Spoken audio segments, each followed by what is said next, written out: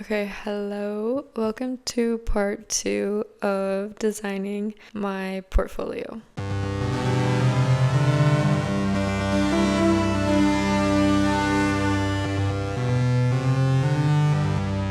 I think I'm going to screenshot this, and what I'm going to do is I'm going to airdrop it to my iPad, and this is how I always draw stuff. I'm not going to screen record on my iPad because it just never goes well every time I try that. But what I'm going to do is set up a little time lapse on this here camera, and I'm going to show you me drawing.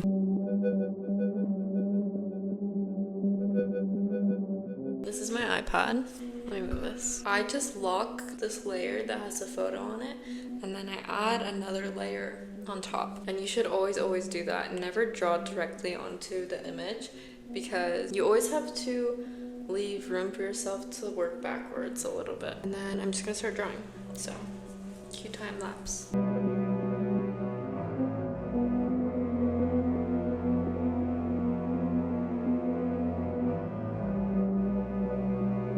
I drew some lines. I'm not sold on what it looks like, but I want to add it in here and see if I'll feel differently.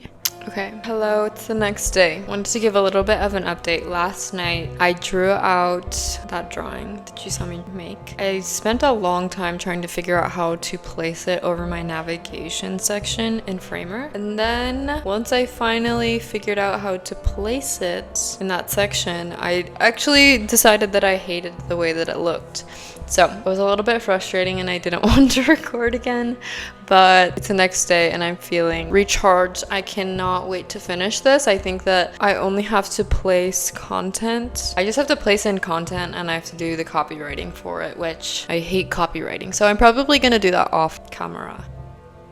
Anyways, oh, I'm screen recording. I didn't even realize that. I'm definitely going to use that drawing that I did somewhere else and repurpose it, because I think it was a good drawing and I think I was having a hard time deciding if I liked it, but I ultimately decided I wanted it to look more clean so it can focus on my own work. Anyways, let me start screen recording. Here's my site. I didn't really change anything from yesterday. I'm still really loving the way that it looks. Sometimes if you spend too long working on a design, the best thing that you can do is put it away and then come back to it later, because looking at something with fresh eyes is like so helpful. My plan for the next hour, hopefully, is going to be replacing this GIF with a GIF that cycles through all of my work, and I'm going to show you how I'm going to do that. I haven't made one of these in a long time. I made one for a post for my birthday, which I really loved the way that that turned out. I feel like I might not remember some technical stuff because I used to make stuff like this a lot in school, but I'm no longer in school. That was a long time ago. I might be a little bit rusty, but I'm excited to try again. I have Photoshop here,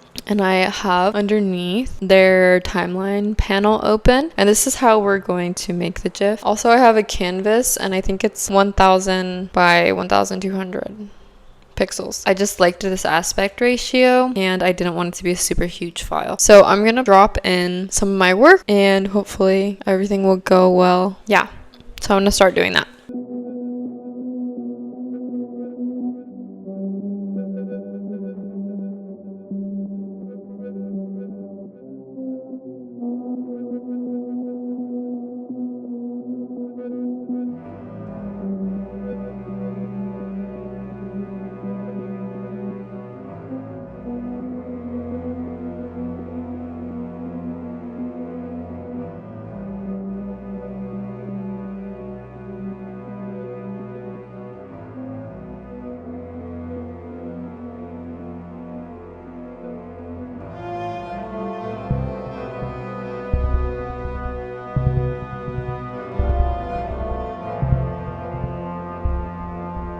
Okay, I'm back. I created this GIF. I didn't add all of my work to it. I wanted to leave some room for the user to still explore and discover more of my work. So I only put a select few items in here just to encourage scrolling. So I'm gonna drop in this hero GIF that I made and we'll see how it goes. Wow. know. I love it. I think it looks great. It kind of does cut off some of my things. I think it might be too tall. Yeah, I don't know. I did want it to stretch the full screen length, but I'm not a huge fan of how it looks. So I'm wondering if I should remake the GIF or try to change up the site a little bit. I think I'm gonna remake the GIF because I don't think I want to add another section here. So I'm gonna remake the GIF. Take 2. Let's see.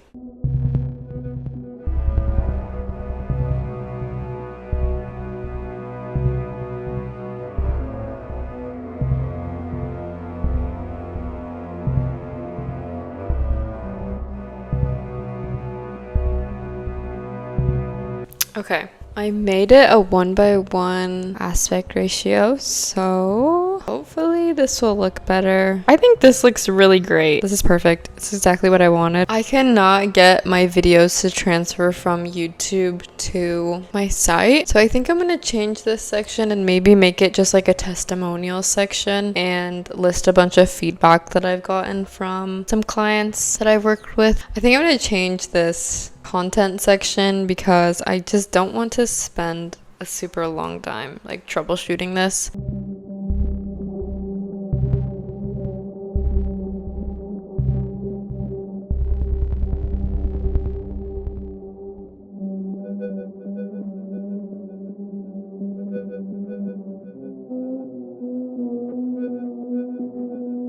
I wish there was more styling that I could do with this. I'm not really sure how I could do that, but I really want the arrows to sit on top.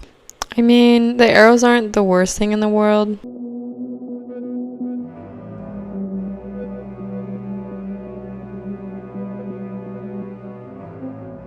Okay, ultimately, I think I'm gonna stay with the arrows and make this color darker. I think it's easier to use than the progress bar. And I'm gonna change this to say testimonials. I don't know if I like the word testimonial.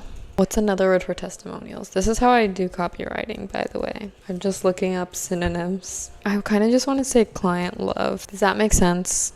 Is it weird to write love on there? I think that makes sense. It makes sense to me. And I think that now that I don't have a content creation section, I'm going to add content creation up here. My idea was to like have social media be this one, but I think I'm gonna put it as content creation, or maybe this one can be content creation. The world is really my oyster and I can do whatever I want. I'm going to fill out all the copy and drop in my projects. I don't have very many projects that I've done recently that I'm super proud of, and I know when it comes to your portfolio, you never want to put work in there that you don't want to do because it's kind of like a manifestation. I'm gonna have a hard time, I think, putting some projects in there, and I might just like put 1 or 2 and like maybe make some mock projects. I know it's really important to have real projects in your portfolio. I think that also the reason that I decided to custom make this portfolio instead of using a template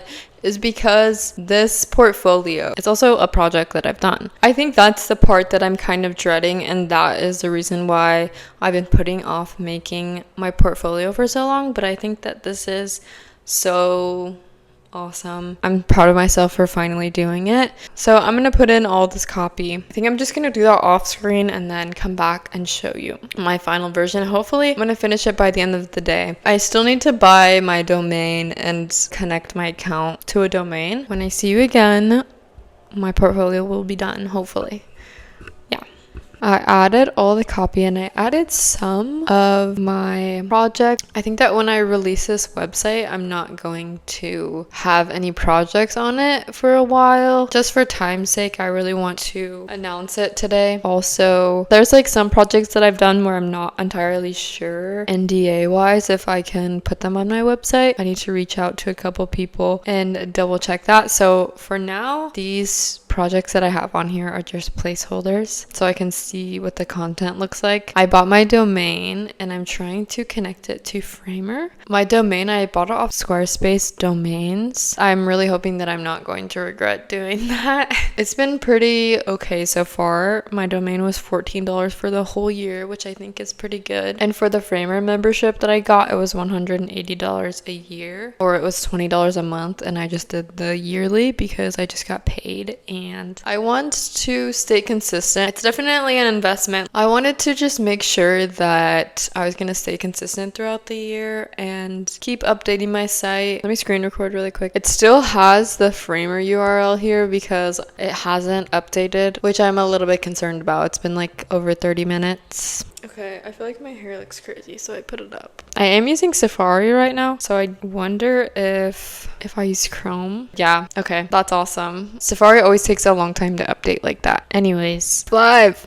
I'm not sure about my bio. I feel like that's another thing. Similar to how daunting a portfolio can be, writing a bio sucks. I hate writing bios. Never sleep on copywriters because I'm not good at doing copywriting. I'm very good at visuals. I'm very good at organizing copywriting and making it digestible for users, but I'm not very good at it. I've had a lot of practice and I've been pushing myself a lot this past year to do it. So I'm getting better, but I don't think that that's something that I really want to put a lot of my time into. I think that's all. I'm going to post a video to Instagram showing it off. I'm super excited to see how it's gonna evolve and change because I don't know if this navigation is the best scalable wise. I was already like having problems with the layout a little bit, but I'm really proud of myself for finally doing this. Okay, I wanted to do a little bit of an outro. Thank you so much for watching my series. There's a part 1 if you haven't seen it. Please watch it. So my portfolio is live right now and you can check it out at ashfalldesignstudio.com, pretty sure. In retrospect, there is some things that I do want to change still about my portfolio just to make it better. User experience is something that I've kind of been studying a lot in my free time lately, and it's something that I feel very passionate about. I want my